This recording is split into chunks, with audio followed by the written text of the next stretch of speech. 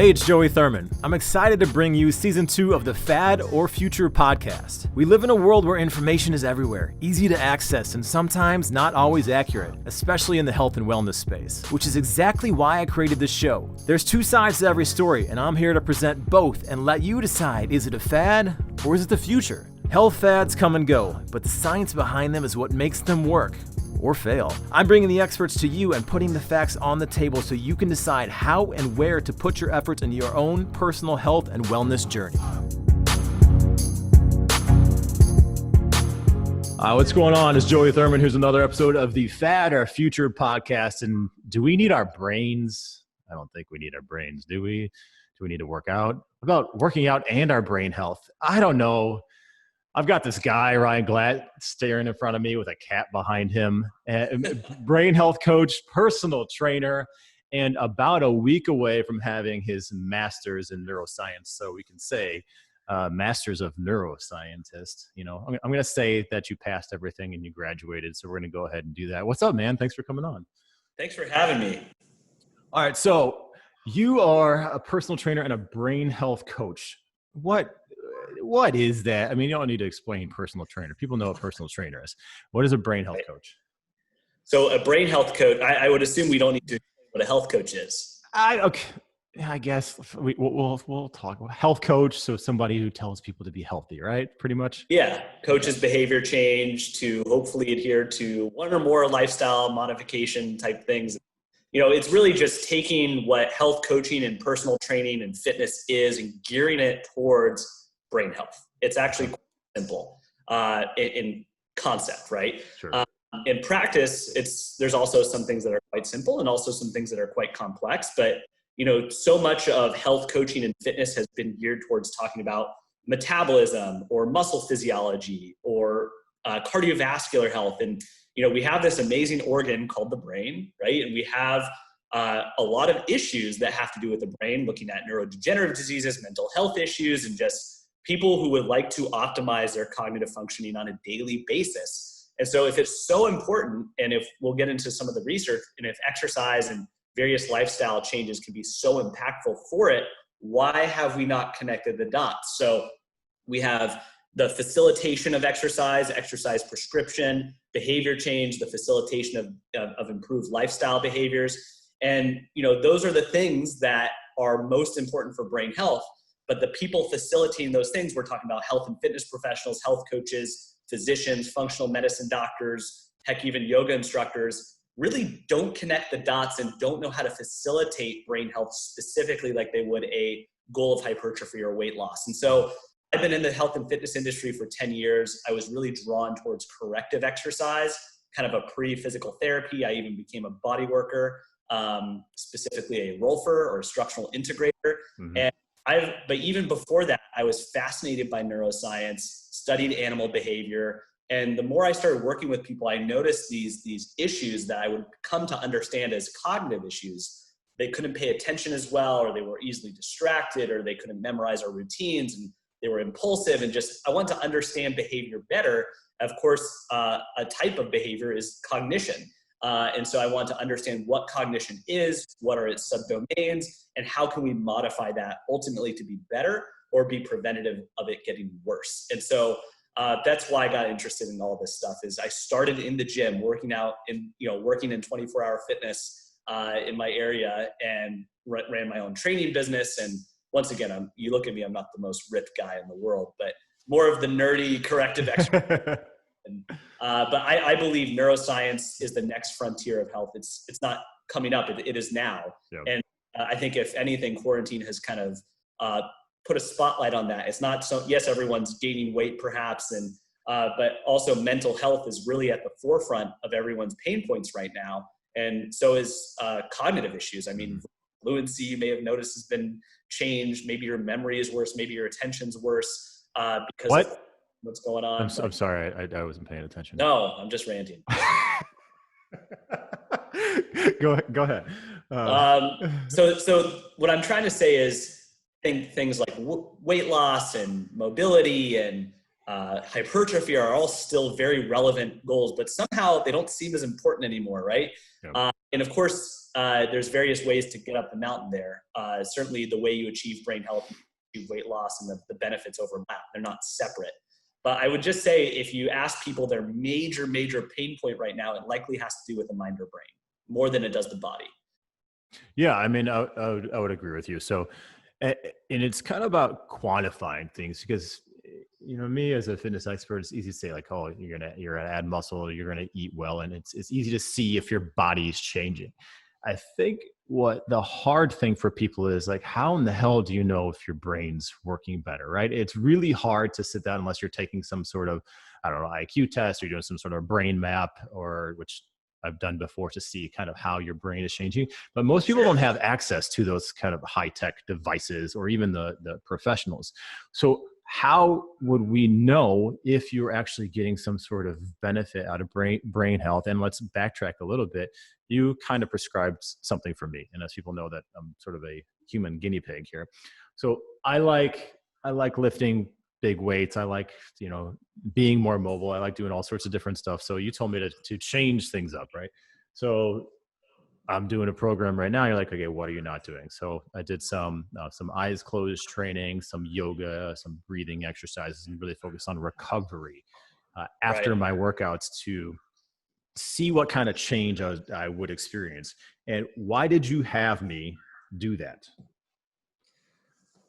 So 2 questions there that could involve tangents. I'll answer both of them quickly. Okay. And into each one. Tangents are okay. It's fine. Tangents are great. We got an hour. Who isn't ADHD?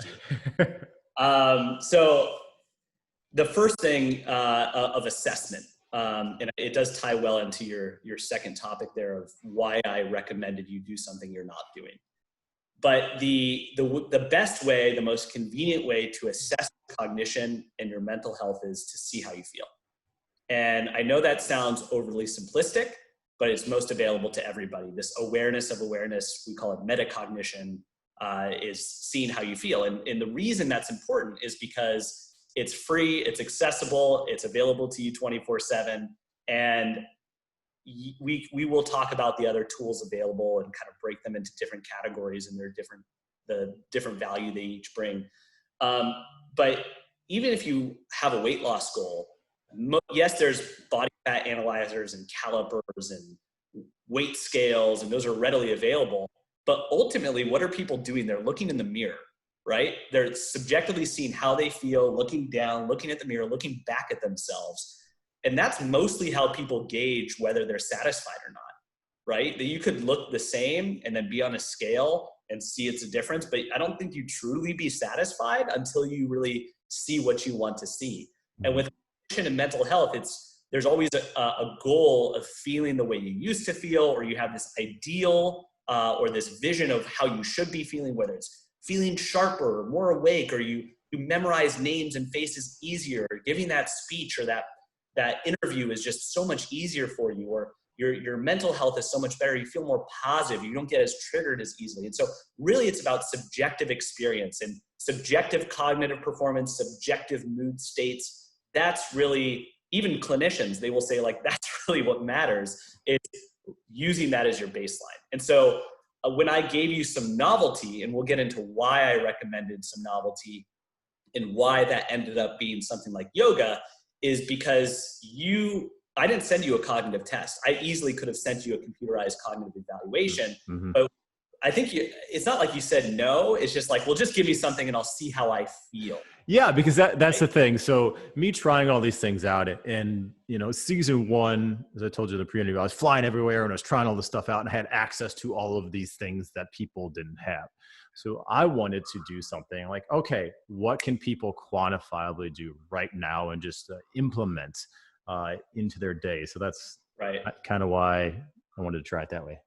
Yeah. And so what did you do though? Your assessment was how you felt. And so you integrated this yoga and mobility stuff. And I didn't tell you to specifically do yoga, but to ruin the ending, there's 3 types of exercise modalities that are really important for brain health: aerobic exercise, resistance training, and neuromotor exercise. We'll define them, we'll break them down, we'll identify their subcategories. The one you were missing was neuromotor exercise. And that specifically, we selected a subdomain called mind-body exercise, not surprisingly, yoga and mobility. Mm-hmm. And objectively, what happened? What did you notice?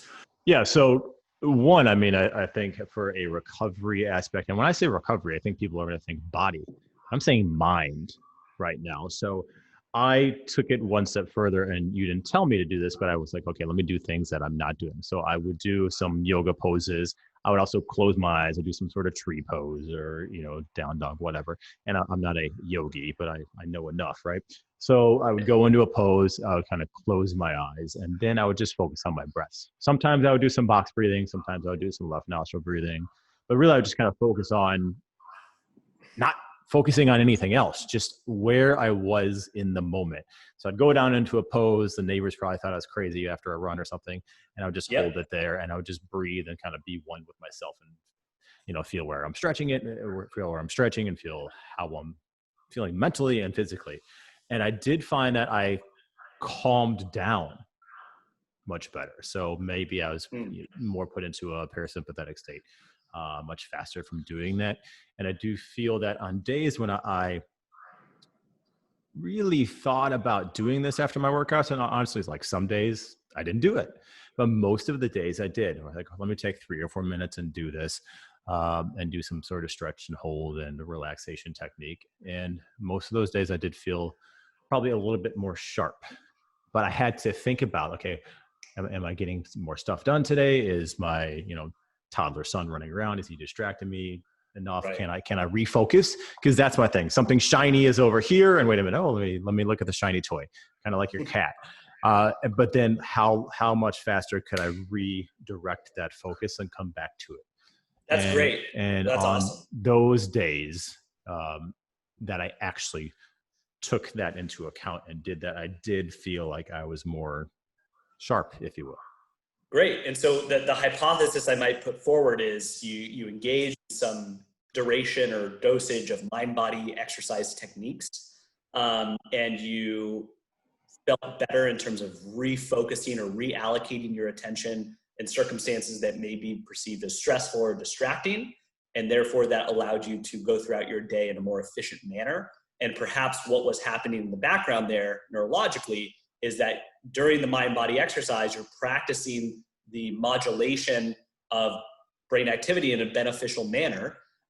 We could be specific in saying maybe it's the frontal lobe and maybe it's executive functions, which are responsible for a variety of things, but reallocating attention, responding to complex, unpredicted situations, planning and organizing, sort of this umbrella term for a variety of different cognitive functions, short-term memory.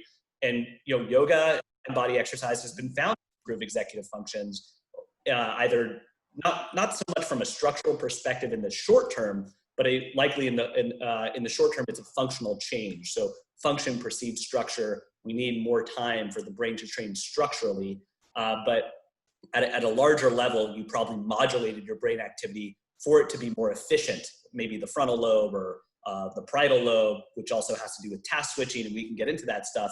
But I might assume that's what happened, right? That's great. That's awesome that you found value in doing that.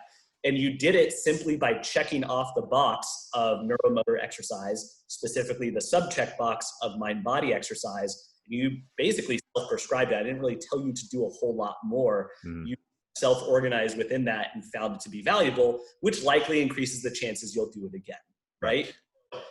There you go. Yeah. I mean, I've been doing it for several weeks now. And I try to incorporate them all in one. I want to do some sort of stretch and then close my eyes and then focus on the breath work.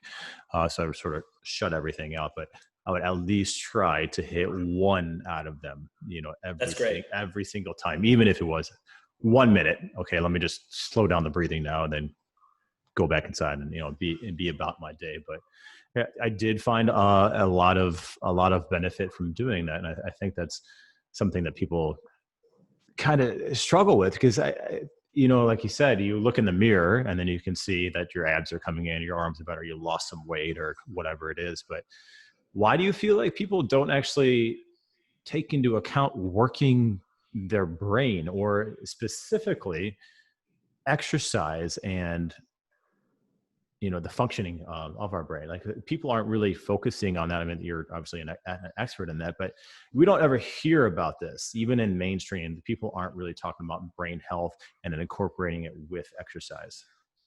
Right. Yeah, I think there's a variety of reasons. I think everyone would agree that exercise makes them feel better, right? Physically, mentally, and even if they can't put a name to it, cognitively. And cognition, just to describe it or define it, is a set of mental functions that, to put it simplistically, allows you to interact with the world in your internal world as well. So the internal and external, and interact with them and go about your business using these mental functions. Things like attention, memory, reaction time, planning, organizing, memory, different types of memory. And so cognition is really these mental functions that just allow you to go about the world and acquire knowledge and thought and interpret things and process sensory information. And so people are, even if they can't define it or place their finger on it without facilitation accurately, they're aware of how they feel. If you woke up from a poor night of sleep, how do you feel, right? Let's give some examples from your perspective of what you think cognitively might happen. Yeah, I mean, obviously I'm pretty groggy, often cranky, a little bit of an asshole. Often less emotional regulation. Yeah. Perhaps, even though it's quite a generalized term, that Right. there's controversy around brain fog. You don't pay attention as much. You maybe don't memorize as well. You have reduced task switching. You can't divide your attention between things as well. So these are the types of examples that you might expect from a suboptimal lifestyle behavior of not sleeping as well. So when people stop exercising, they will probably feel worse. And also there's the mental health side of things too. Things exacerbated, they might be more prone to depressive or anxious symptoms, maybe both.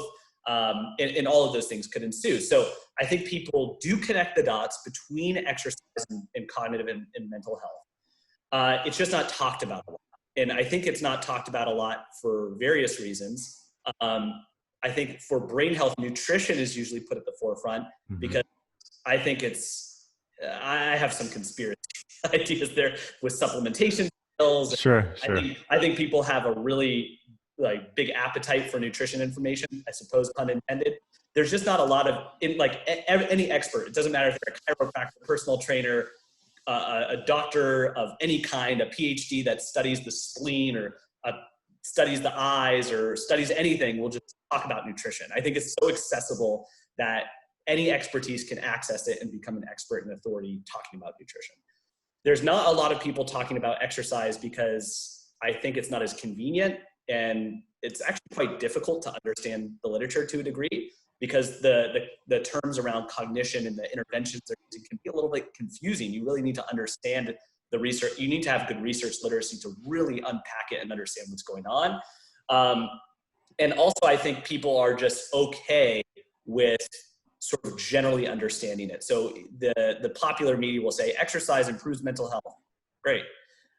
Exercise, it releases BDNF, or brain-derived neurotrophic factor. Exercise improves the size of your hippocampus. Exercise increases blood flow to the brain. And it will have these kind of tangential catchphrases, and people are satisfied with that. But however, with nutrition, we go into it in detail, like really go into it in detail. Oh, and exercise is also just good for your brain. Right. Like, it's generalized, right? So I'm not sure exactly why not as specifically addressed as nutrition is, or popularly addressed. But when I see that dementia is one of the biggest encroaching epidemics of our time, worldwide, neurodegenerative diseases are exponentially increasing, partially because of population size and other epidemiological factors. And the World Health Organization, love them or hate them, they do a lot of rigorous research on these lifestyle interventions that would slow it, and exercise is the top of the list. So regardless of the reasons, it's just not talked about enough. I see it as a crime that people are not talking about exercise in a specific manner. They're only talking about it in a generalized manner when we have these problems that are exponentially increasing, both mental health and neurodegenerative diseases and cognitive health. So I hope that answers the question. Yeah, no, it does. And people, I mean, I get this all the time. They're like, even my dad texted me a couple weeks ago, right? And he, and I've got a bunch of certifications and stuff behind my name. And one I'm getting certified now is a certified stress management coach. And he texted me. He's like, "Hey, if you found any supplements or anything that help with stress," and it's just like, I'm like, oh, that's what we always go to, right? It's always like, what pill can we pop? Whether it's like what's the passive intervention versus the active intervention, right? Which exercise is one of them. Because it's too hard, right? It's too hard for people. And my dad is actually pretty active, and I've sent him programs and stuff. But I just that was kind of a blanket statement for how most of the country, most of the world thinks about things. They're like, okay, why don't we take this nootropic or some exogenous ketones to help with that BDNF, or also all sorts of different things, and we don't think about, hey, wait a minute, why can't we just work out, or what tools can we do to help and exercise increase? Requires, to your point, volitional effort. Mm-hmm. And I think evolutionarily we want to seek to conserve energy, we want to go about the most efficient way of expending that energy, and exercise might seem counterintuitive, that evolutionary need, perhaps. And I think there's some debate to that too, but it's convenient to look at that theory, right?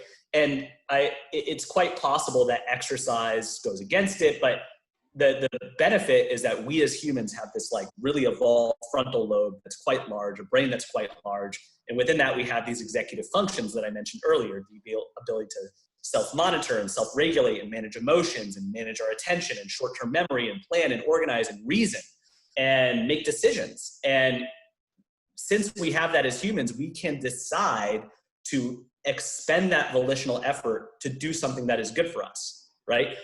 And ironically, exercise can improve those cognitive functions and executive functions and increase the likelihood we're going to do it again. So it's actually this cycle that's fortuitous, but it can also go the other way, right? If you exercise and we can decrease cognitive function, that can go kind of this downward spiral. So this is why behavior change, I think, is so important, because it allows you, ideally with a health coach or a health and fitness professional or a medical professional, to sort of outsource this decision-making to someone else to help you. It's almost like you're compensating temporarily for those potential deficits in executive functioning to allow you and facilitate the opportunity to engage in health behaviors like exercise, but it requires more effort. And coaching, someone described coaching as the process of self-facilitating, self-directed neuroplasticity. And I love that definition because you are helping someone change their own brain, both in the short term and the long term. And that's what coaching is. So when we talk about health coaching, specifically brain health coaching, we are facilitating the process of self-directed neuroplasticity, literally, so that we can help people achieve better brain health over the long span. Oh, that's cool. Now, so when you're working with somebody, right, and you're trying to help them gain more cognition or memory, like what different ways of exercise are you prescribing for them? How do you go about it? If somebody's like, hey, right. So I want to brain fog, whatever. Sure. And I want to reach back to your first question about how to assess it. I don't want to forget about that there. Mm-hmm. We did promise we cover that. So there's various ways to assess it. I think we've covered the subjective experience of this. And when I talk to people, I just want to hear, what are your goals? What are your pain points? What do you struggle with cognitively and mentally? Just let them kind of self-organize and tell me what comes to mind, because I think there's a lot of value in that sort of open-ended questioning. And, kind of taking some of the lessons learned from health coaching and motivational interviewing and other behavior change principles, and letting people express what is stopping them from being more human, enjoying that experience, right? And I just want to hear what that is. Mm-hmm. From there, we can apply questionnaires, such as cognitive failure questionnaires or memory functioning questionnaires, some of which have been validated, some have not been validated. And with those questionnaires, I can get scores and help them sort of refine and kind of question their experience a bit more. It's like, oh, is this what you're talking about? Yeah, that's the thing I'm struggling with. And then the thing above that could be computerized cognitive testing, where I can send you a cognitive test where you can take, they feel like games, but they're tasks that have normative data for age and gender, and they're in different domains of cognition: attention, short-term memory, visuospatial working memory, reaction time, impulse control. And we can look at that and I can say, oh, potentially this area is average or below average. Does that match your real world experience? And they say, oh yeah, I really suck at directions. Or when I learn a choreography, I can never really remember it. Like, okay, great, let's hook on to that, right? And if we have the access, or if we have the leisure of neuroimaging, well, before I get to neuroimaging, even above computerized cognitive testing, there's a field of neuropsychology where they are truly the clinicians in assessing cognition with pencil and paper tests, maybe computerized tests. That referral should be there. But if it's not covered by insurance, it can be quite expensive, but it's recommended that if you're going to get a clinical diagnosis or clinical neuropsychological testing, you go to a neuropsychologist, ideally. Then for neuroimaging, there's a couple different types. There's functional neuroimaging and there's structural neuroimaging. Functional neuroimaging, you mentioned quantitative EEG, which involves electrodes with gel or saline or dry electrodes that can pick up brain activity on the cortical surface of the brain. And that can, you can compare to a normative database of, is this normal activity? Is it too excessive or is it too low in certain brain regions? You can look at that during a task, looking at event-related potentials or ERP or evoke-related potentials. And so you can look at the brain activity under a task condition. There's also what's called fMIRS, which looks at brain blood flow in real time, spectroscopy, if you will. But then there's, of course, structural brain imaging like MRI, volumetric MRI, to see the size of different brain structures of the brain as a whole in relevance to normative data. There's functional MRI, which are very unlikely to access unless you're in a research study because it's very expensive, that looks at brain activity in an MRI and functional connectivity and things of that regard. Then there's things like PET scans, which are unlikely to get unless you're getting Alzheimer's disease workup and diagnosis, which injects a radioactive tracer into your brain and looks at the metabolic uptake in the brain. So that's kind of the spectrum of brain assessment tools. The most accessible one is the subjective experience, followed by the questionnaires, followed by computerized cognitive testing. So, and of course, there's more indirect measures like things that are correlated to brain health, looking at blood and vitamin D and B12 levels and homocysteine and things of that regard, cholesterol, blood pressure, sleep, activity, all these sort of biometrics and biological factors. So there it is. That's sort of the sort of, and the more we incorporate, the richer the data set and the more specific we can be. And I really just try to meet people where they're at based on their preferences, how deep they want to go, how much they can afford things, so on and so forth. What do they have access to? Is there a clinical team already in place or that could be in place? What insurance they have? So that's what I'm looking at in trying to quickly discern where can I direct these people to get more information? And it can be one or more of those things.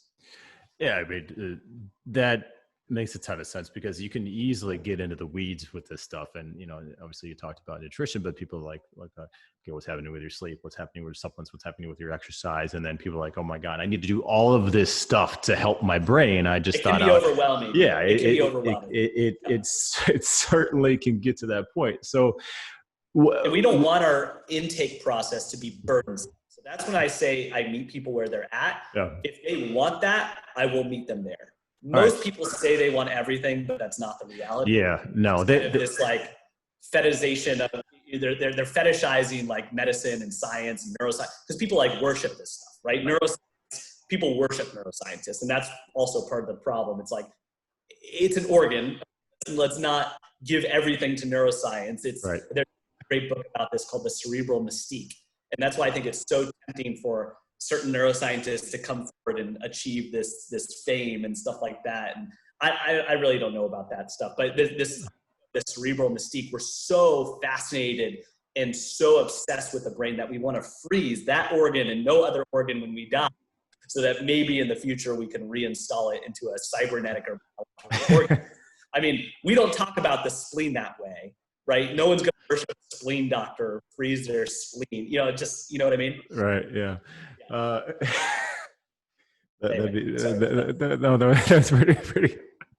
We don't talk about the spleen. As much as I love neuroscience, it is endlessly fascinating. I also criticize it, and it can be. I think a lot of neuroscience experts have come to the forefront and is kind of like accommodating this egocentric, narcissistic sort of persona of like, I am God. It's like, let's look at brain health equally to the way we look at other aspects of health, but equal to and often forgotten and often not talked about. That's sort of how Very, very fair. All right. So second rant of the hey, check off the rant. That's pretty good. There might be a highlight in the podcast from that one. Now, it's probably the neuroscientist God one.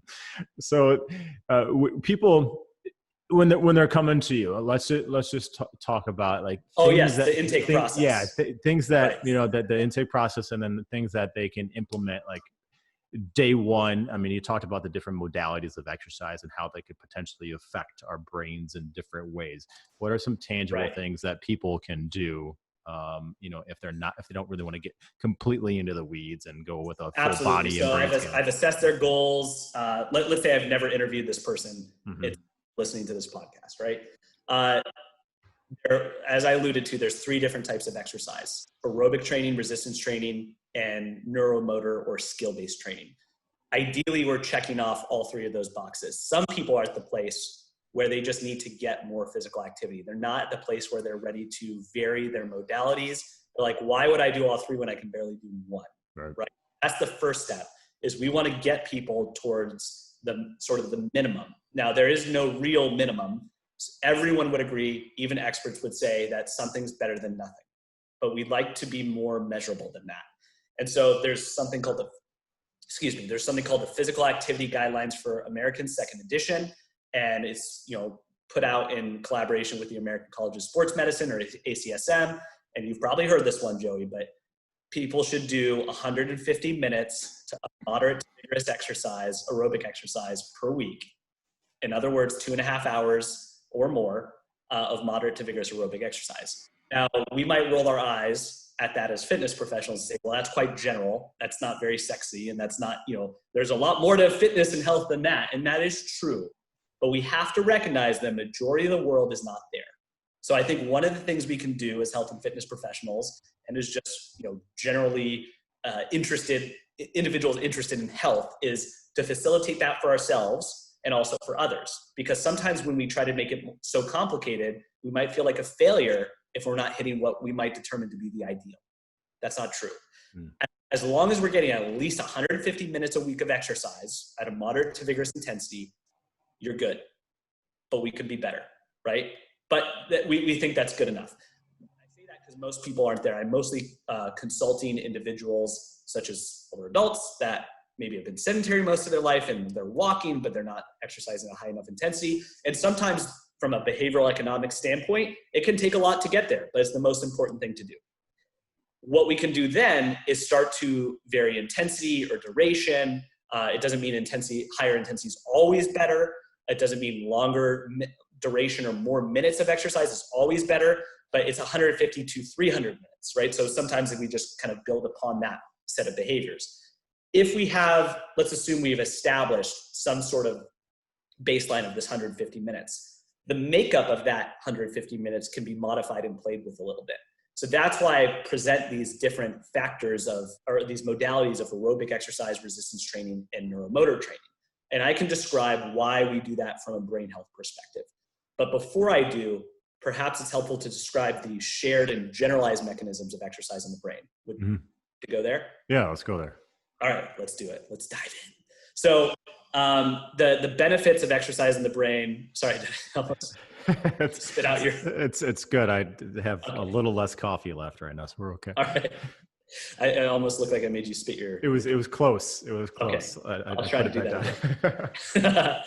So the generalized benefits of exercise on the brain, there's many. So we like to categorize it into 3 different levels. There's the micro level, where things happen at the very small level that you need a microscope or a neuroscience lab to really look at and understand. There's the macro level, in which neuroimaging can help us image the brain at the macro level. And then there's the behavioral level, which includes mood and cognition.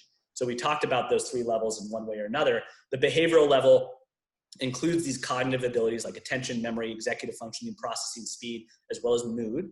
And so that's the one that you can kind of feel, right? You can also quantify it through questionnaires and things like that, and test it through cognitive testing. But that's the one that we're going to feel the most. We know that exercise improves cognition and improves mood. And I'm going to contradict myself, because we do need more research on the specifics of the exercise prescription. But research is showing that as long as you're doing something, you're going to improve cognition and mood, right? So as long as you're doing something, we're good.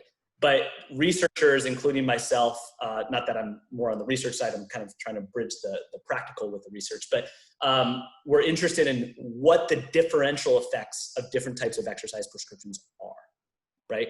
So does this type of exercise prescription improve memory more than this one, or anxiety more than this one? And so more research is done there. We'll get into that to a degree. That's the behavioral level.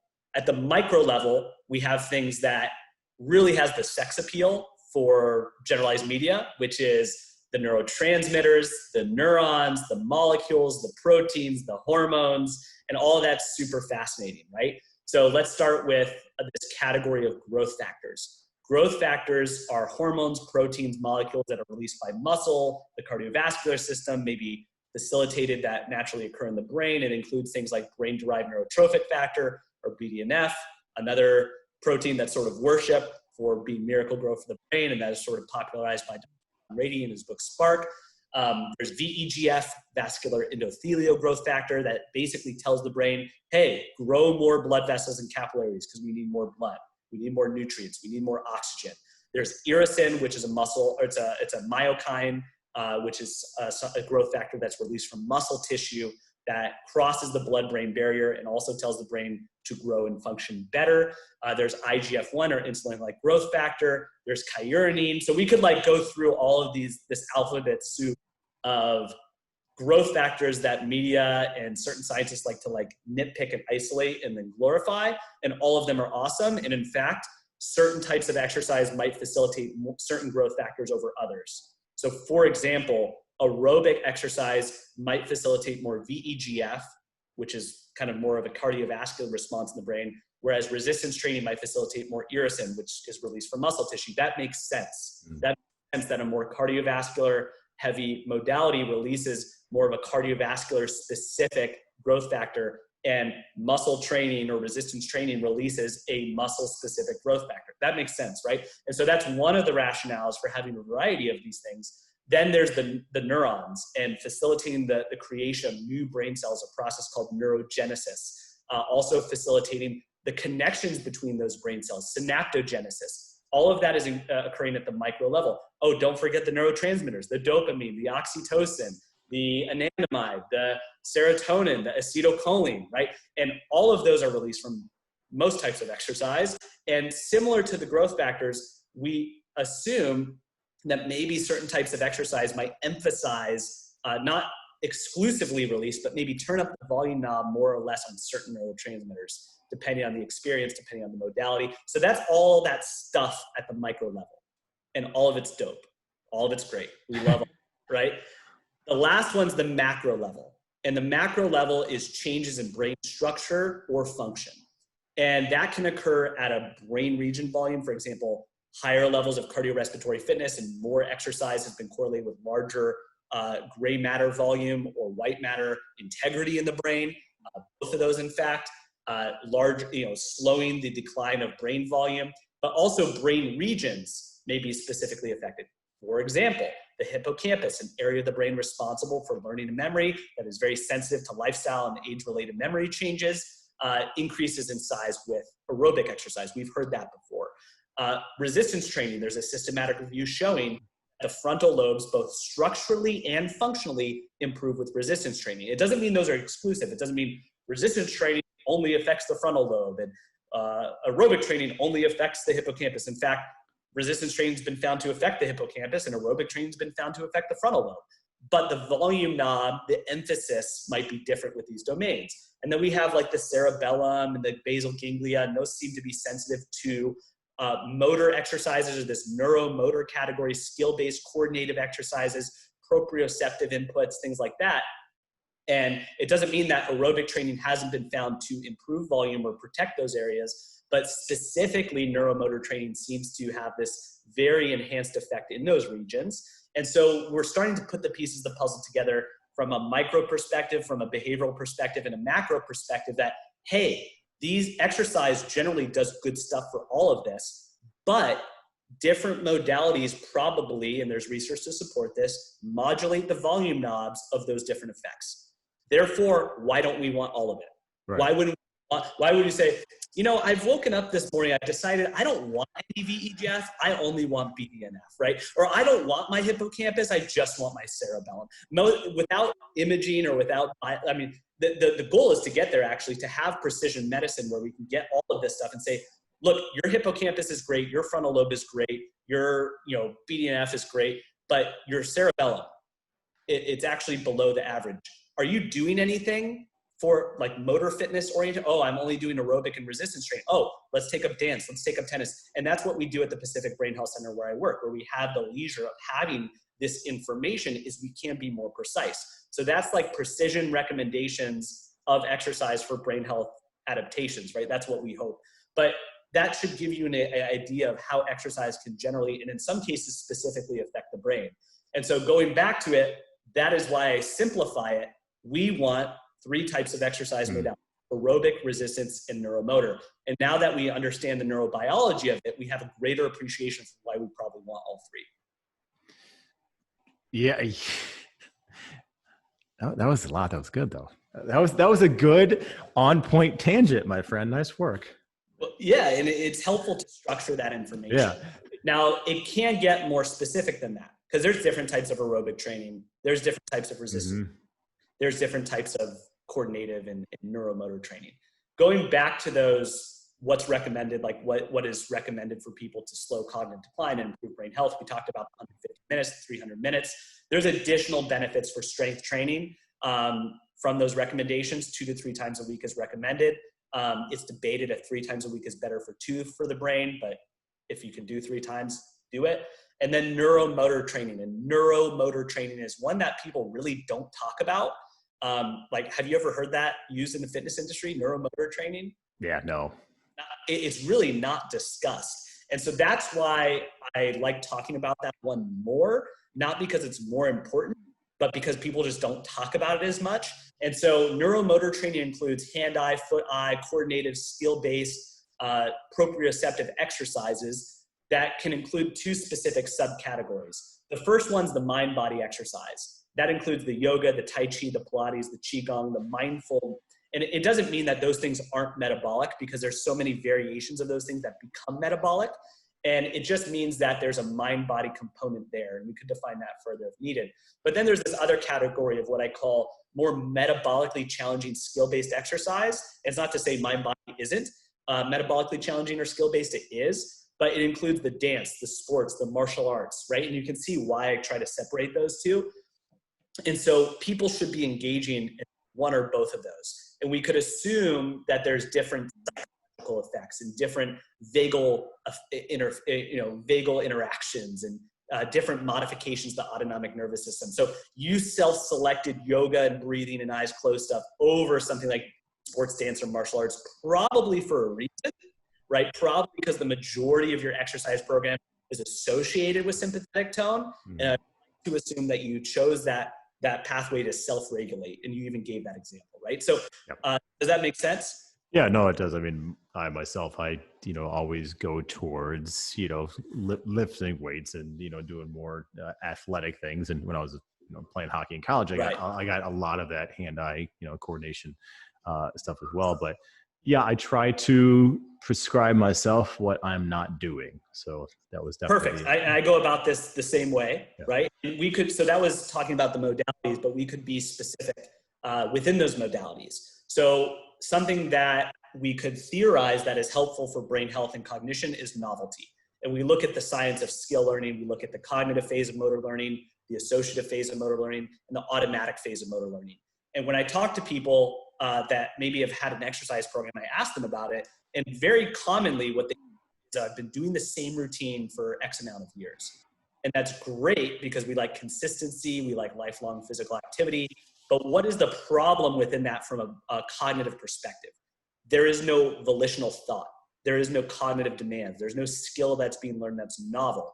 And one of the things we're interested in is boosting brain health. And there's this hypothesis called cognitive reserve, where modifiable health factors and level of education, social support, and positive affect, and all of these things go into building greater cognitive reserve, which is like your brain's gas tank over the lifespan.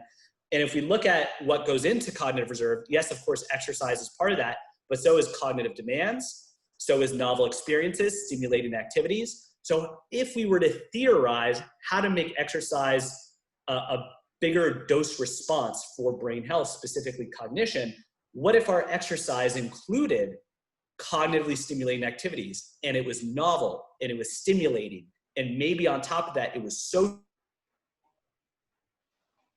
and that is much more potent than just a mindless bike ride. on a stationary bike, right? Yeah. That sounds like a more potent pill, potent neuropoly pill for the brain, because exercise has been called a poly pill because it can do so much. The benefit is it has all these different variables that we can tweak. So we should do that for brain health. So if we look at that, if we look at having novel experiences as an acute variable, not just sets, not just reps, not just intensity, but novelty, variability, and also maybe some social contact, the environment that we're in, these are acute variables as well. It's not just about sets and reps. These are acute variables that we should be looking at to modify within these modalities. So if you're going to give some general advice for people, for them to look at what they're doing for hopefully they're exercising, getting that 150 minutes at least. If you're not, just make your priority to get there. Okay. Get there in the most enjoyable and sustainable manner. Right. You might find that you are not exercising or you're walking and you heard that skill-based or neuromotor exercise is beneficial. You realize that you haven't danced in 10 years and you loved it. You didn't know that was metabolically valuable. You didn't know that was neurologically valuable. Now that you know the benefits, you adopted it, and look at that, you're there. Nice. So is there a way for people to incorporate what they're doing now and getting the other factors? So say somebody just loves going on walks and that's all they want to do is go on walks. Is there some other way while they're going on a walk that they can actually work different parts of their brain? I mean, juggle while they're walking, something? Well, let's be general. Getting into dual tasking, I think, is helpful, but perhaps we don't want to say we'll get into dual tasking in a bit, perhaps. But dual tasking naturally occurs in these neuromotor categories. If we wanted to take the walk and we wanted to progress that physically and or cognitively, can we walk faster? Can we walk longer? Can we walk in a HIIT training format where we walk fast for a minute and then slow for a minute? Can we walk in a different environment? Can we walk in a way where you have to navigate a new environment? Can we go from the street to the trail and have to respond to environments and different stimuli within the trail, right? Can we walk with a person? Can we be talking with that person? Can we progress the walking to jogging? And that's sort of, we have different examples of cognitive and physical progressions and regressions there. Yeah. So, I mean, there's no right answer, right? Yeah. There's no right answer. I think we want to give as many options. It's like the restaurant. Give people the menu. You pick what you like. It's all going to be good. And we hope that you're self-selecting the thing that's most enjoyable and sustainable for you. Okay, that makes sense. Now, what about games and apps and all sorts of different things? I mean, I know there's this stuff coming out, right? What are you excited about where you feel like, okay, this actually has some brain health benefits? Right. I'm so glad you brought it up. So I'm a huge nerd. What I didn't get into is I've been playing video games my whole life. I was very fat as a kid. I had a concussion. The way I lost weight and rehab my concussion was a game called Dance Dance Revolution. Yes. I remember this. Yes. Did you play it? I didn't. Well, I mean, I think I tried it in the arcade before, but I was more of like the hockey guy, the Tiger Woods guy, the blood killing. All right. I was the nerd that did your homework. So, and I would go home and I wasn't good at any sports. I was the fattest kid, like second to last in the mile run. And so I needed something that made me feel athletic, that I could feel good about, that was fun, that was a game, so I could be motivated. And that for me, that was Dance Dance Revolution.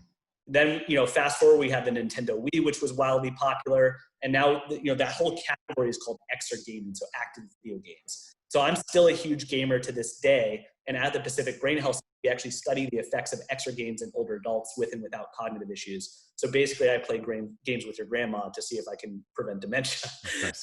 So it's a dream job for me to be able to do that. And we're also carrying out research of, what happens when we combine a little cycling unit with an iPad game that has a memory demand. And we're showing that with our research partners that this stuff does make an impact on cognition. So all the principles we've been talking about from that neuromotor category, if you had a vitamin D deficiency in your diet, you would take a supplement. For us, we're looking at, okay, these people have a physical, how do I say this? They're not exercising as much and they're not getting a lot of cognitive stimuli. Maybe they're retired, they have a cognitive deficit. How do we supplement that? And digital therapeutics, this is a way we can supplement it. In fact, a company called Achilli, and this comes from Dr. Adam Gazzaley, who's like the badass in this area, who has been researching games for health and games as medicine for many, many years. One of their companies, his spinoff companies, Achilli, just released or the FDA just approved this prescriptive video game for ADHD. It can literally be prescribed in place or in addition to medication. Like, that is the power of this stuff. So we look at that and what is available now. Well, of course, you have the Dance Dance Revolutions, which is a little bit harder to access now, the Nintendo Wii, which is a little older, but still being used in rehabilitative and clinical settings or senior living facilities. What I'm excited about right now is virtual reality. So, for example, Facebook has purchased this company Oculus, and they're trying to make virtual reality accessible for all. I'm sure they're tracking all our data. I'm sure it's sinister, but it's really fun. And so there's this thing called the Oculus Quest, and they just came out with the second one. It's very accessible. It's about $300. This is not an advertisement, but if you're on it, I will play you. And so there's games within the Oculus Quest and the Oculus Quest 2 that are physically demanding and cognitively demanding. One of the ones that I'm playing now and frequently is Supernatural VR, which is an amazing experience. You're floating on a yoga mat in these 360-degree natural environments from popular places all over the world, from New Guinea to Iceland to Hawaii.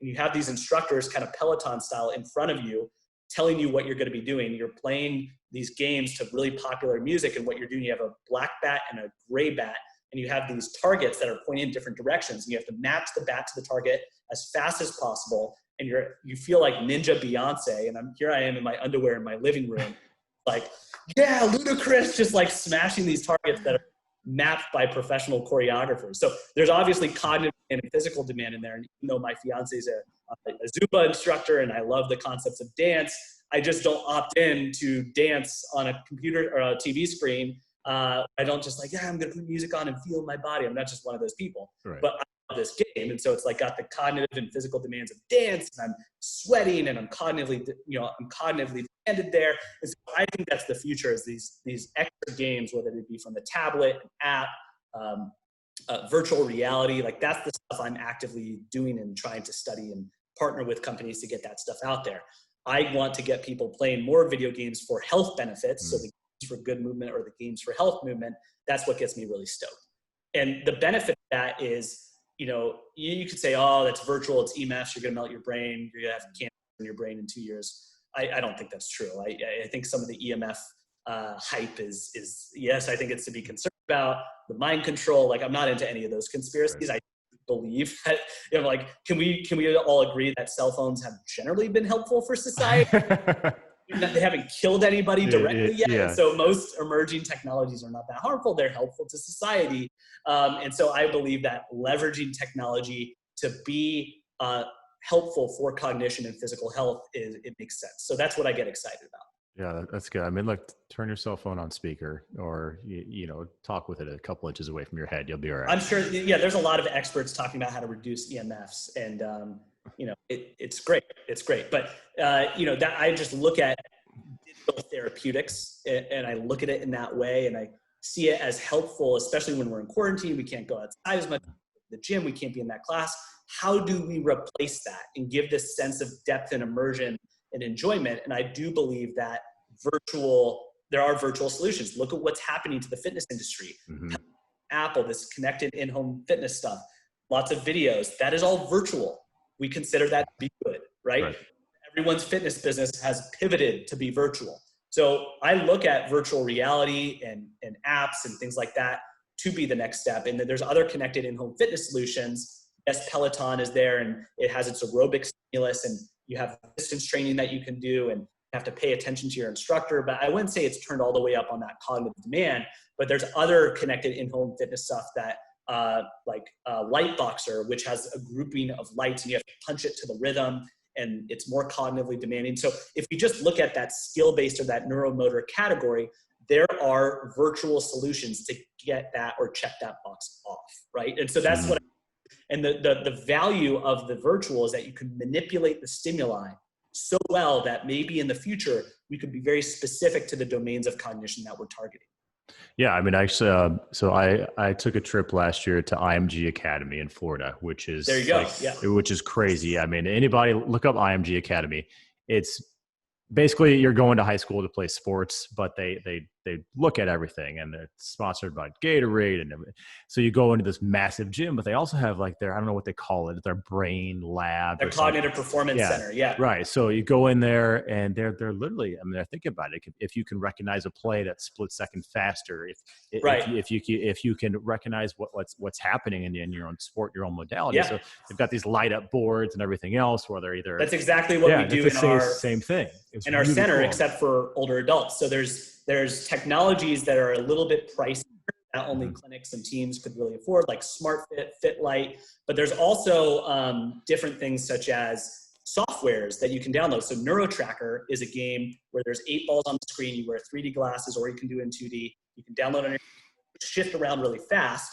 And it's about multiple object tracking in 3 dimensions. And some of it's been correlated to improve driving performance in seniors, to improve athletic performance in athletes, to all sorts of stuff, concussion rehab, injury prevention. And so you can sign up for that now. NeuroTracker X, you Google it, you can download it, pay for it yearly, just like you would a brain game app. But it's theoretically more ecologically valid because it's 3D, lots of visual perceptual processing. You could do it while you're moving on an exercise bike, doing body weight movements. There's also an app called Switched On, and Switched On is an amazing app. It's free to download. There's also some premium features that are very low cost. You can select different stimuli like colors, arrows, numbers that randomize and show on your phone. And you can map, when I see red, I do this. When I see blue, I do this. When I see that arrow, I move in the opposite direction. There's soon to be audio stimuli, so you can put it in your headphones or your earbuds and listen to it as you're lunging in different directions. There's another app called Clock Yourself, which is basically this clock format, and you push a button to have it go at a certain speed, and it's going 12, 6, and you're lunging or stepping or jumping or balancing or reaching in these different directions. And so there's accessible ways to get this combined cognitive physical training. And of course, it depends upon, is it a child? Is it an athlete? Is it an older adult? Is it you? And I think the goals are going to be different. The research available is different, but we consider it to be helpful because everybody has a brain that is connected to the body. And perhaps we evolved this way to use our brain and body simultaneously. So we would assume, and some research is showing this in certain populations better than others, that this combined approach is helpful. So what you described at IMG Academy, specifically for athletes, some of the technology names I listed off are likely to be present there. We also have a brain gym, but it's for older adults in a clinical setting, whereas IMG is more of an athletic setting. Virtual reality and the apps I'm sort of describing are available to people everywhere, right? So I'm glad you brought that up. Yeah, no, that's really cool. All right, man. So is there anything else you want to get across to anybody listening right now? Anything that you haven't tapped on? I think we've gotten the message across. We look, work out, to find that modality that you're not doing. That'll help your brain. Yeah, exercise, get to those 150 minutes in some way that's enjoyable, sustainable, help other people do it with other people. And then looking at the aerobic, the resistance, and the skill, which one are you not doing? Do more of that. If you're doing all 3 or you're only doing 2 and you're not really willing to add the other one, look within what you're already doing and seeing what opportunities for variability, what the opportunities for variability are, what the opportunities for novelty are, how can you incorporate more skill demands? Can you go from the exercise machine to more functional 3-dimensional movements that require choreography and coordination and stuff like that? So we're going to be general with those recommendations so people kind of self-organize and self-prescribe and self-select what they feel is most beneficial, and then see how it makes you feel cognitively, behaviorally. If you have the leisure to go get a brain scan after, great.